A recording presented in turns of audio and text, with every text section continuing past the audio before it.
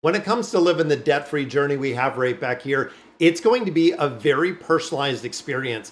Now, when it comes to financial education, when it comes to gurus, there's a lot of framework that you can come and really come in contact with, but you have to make it your own. It's going to be the same point when it comes to exercise.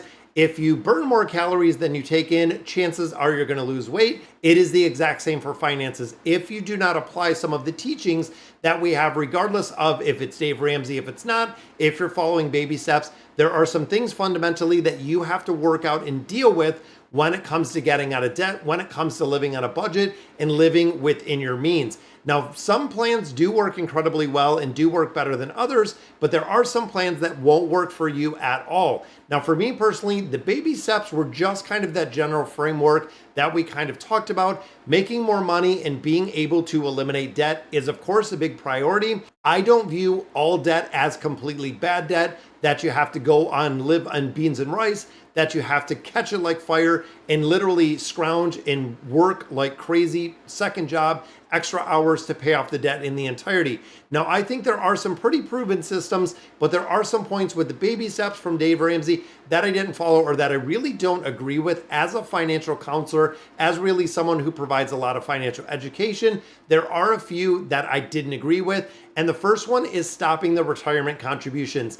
Now, I know people who have followed Dave Ramsey's rule and really followed them to no end. When you first get that $1,000 in step one of that emergency fund, then tackle all of your debt. This means stop all retirement contributions. This means everything in your life that you can cut out, you are cutting out. You are selling, you are liquidating, you are doing this in the entirety. What I've seen in practical use or through financial counseling is that when it comes to stopping these retirement contributions, you might focus on it for a couple months, maybe even a couple years, depending on the amount of debt. You could be looking at 5, 7, 10 years, or possibly never. When you start the retirement contributions again, missing out on the matching contributions that employers offer as part of your compensation package, and now you're a decade down the road and you're still sitting on debt because you never got your budgeting under control, because you never got to the point of getting into the debt-free journey.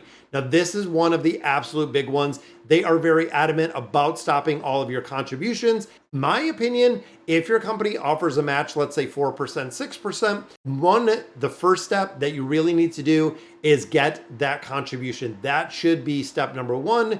Then looking at building up that baby emergency fund, that first $1,000.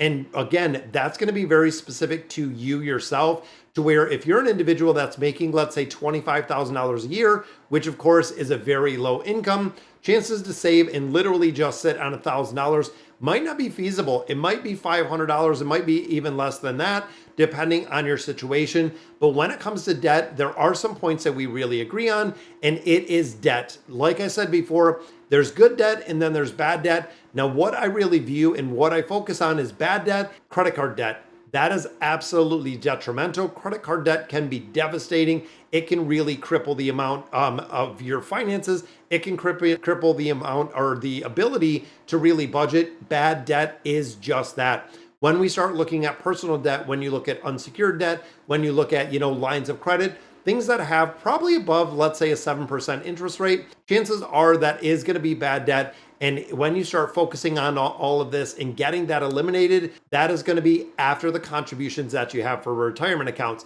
Now, honestly, when you start looking at putting money into the retirement account, like I said, you might get years or even decades down the road, realizing you have absolutely nothing set for retirement and you still do have debt in its entirety. Now, for this, the other side of the coin is kind of good debt. And again, this is something that you might want to pay off, maybe not as fast as you do before, because when it comes to good debt, we are talking about a mortgage, which I know is baby step number 6 for Dave Ramsey. But paying off a mortgage, you are buying an appreciating asset. I know 2007, 2008, maybe it wasn't always appreciating, but when we're looking at it right now, 1, you need a place to live. 2, it is an asset that you continue to pay down if you're doing it for 10, 20, or 30 years, you are building equity in that house. And I do not want and I do not recommend at all doing an equity loan because you are turning your home into a liability when it should be an asset when you do pay it down. Now, a couple other things when it comes to auto loans, you can get relatively low rates. You can even get a lot of these at 0%. Let's be honest, you need a car. You need a reliable car. This is where you kind of have to do some self-evaluation. Do you need a reliable car that costs $20,000? Sure, that's a pretty good price range. That's a used vehicle. You could get definitely a reliable car for around 20 grand. Doesn't mean you need a $50,000 car, a $70,000 car, a $120,000 car. Fundamentally, the car is going to take you from point A to point B. That's it. Regardless of what you're paying monthly, regardless of what you're paying for insurance, it is going to serve the exact same purpose, which is the reason why if you're not sitting at a point where debt-free, you have a majority of all of your debt paid off in its entirety, look at buying a cheaper used vehicle, which is going to be a game changer. Now, the second one that it really talks about when it comes to the mitigation of debt is getting rid of and cutting up all of your credit cards. Now, it sounds good in functionality, but honestly, when you start looking at, the United States debt or the debt that Americans carry on credit cards of about $1.14 trillion in credit card debt, you don't have to be one of those. And guess what? You can still have credit cards. If you pay off your credit cards in full every single month, if you're using them for reward points, which I know reward points don't make anyone rich, but there are a lot of places that they do require a credit card when you're booking rental cars. Some places will not take a debit card. When you're doing hotel stays, a lot of places would not take debit cards. There's a couple places where credit cards might really be beneficial and also to maintain your credit score. Another thing that he really focuses on that we talk about is I know that some of the co-hosts and everything else talk about is not having a credit score or not needing a credit score. That's great if you're making a considerable amount of money. You can do port loans. There's a lot of different things you can do if you do not have a credit score at all based on your asset allocation.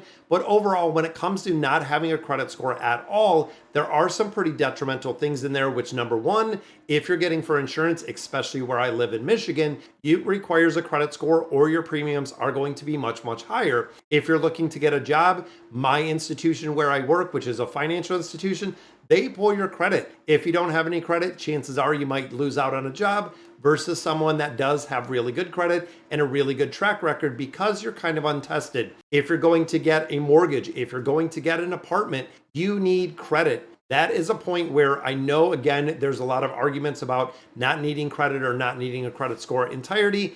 But if you're keeping it and just keeping it and paying it off every single month, being really resilient and really responsible with debt makes a big difference if you're not accumulating it at all. Even getting to the point of having that 3 to 6 months when it comes to building out that emergency fund makes a really big difference with being able to live completely debt-free because if something should happen, you have that emergency fund to fall back on. Now, the other one that I kind of looked out and I do not do at all is his investment strategy. When you look at the investment strategy that it talks about, he always pushes mutual funds, mutual funds, mutual funds. Guess what? He gets a kickback for mutual funds. When you look at mutual funds, they charge about 1%, 1.5%. Going in and doing a lot of the ETFs versus doing the investment side and doing some of the mutual funds, you can save a lot of money if you have a very concrete basic schedule. When you start looking at something like the S&P 500, if you're just investing in that in an ETF, you can have a 0.03, 0.02, depending on exactly what you are, a very solid, safe strategy that is based on the 500 largest companies in the United States. Now, when you start getting out of this and when you start looking at, again, some of the fees that are associated with investing, they can get incredibly high. Me personally, I do use Vanguard funds, and Vanguard just lowered, I believe it was around 70% of their ETFs that they offered. They lowered the expense ratio on there because they feel like investing should be available and open to everyone, regardless of your income, regardless of what you do, and not being eaten up by fees. Now, of course, when it comes to investing, do your research. I really implore you, and I do have some links down below. We have Robinhood down there. We have M1 Finance. Is when you start beginning to invest, when you're starting to invest, start with $100. That is literally the starting point. You can put $100 in the market. You can watch it. You can track it. You can see what it does. Even some sites, if you put in even less, you can get the feel for it. You can understand how an application works. You can look at what you're investing in, and also kind of look at the ins and outs. Start to educate yourself. When it comes to education, when it comes to financial education, when you look at YouTube, when you look at a lot of financial advisors, they have an incredible amount of data that you can get 100% for free. When you go into YouTube, go into Google, how do I invest? What do I invest in? What's the risk? What's the pros? What's the cons? You can go in here and you can do so much research if you're willing to put the time and effort into understanding how the market works, what ETFs are, what index funds, what mutual funds are.